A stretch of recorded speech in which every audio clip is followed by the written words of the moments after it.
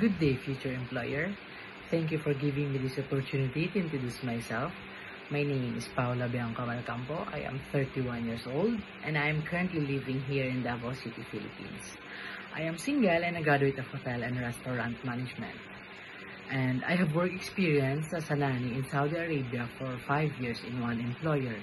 I serve 7 members of the family, the couple and 5 children, ages 14, 12, 8, 4, and 2 years old.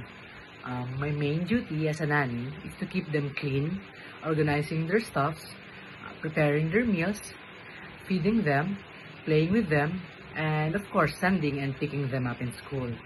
And aside from that, I do household chores such as cleaning, washing clothes, ironing, and also basic cooking. And I have experience also working as a barista, which helped me develop my multitasking skills.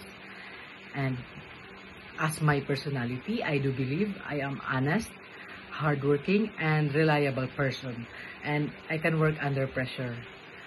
Thank you so much for watching, and I look forward to the opportunity of working with you soon. Bye-bye.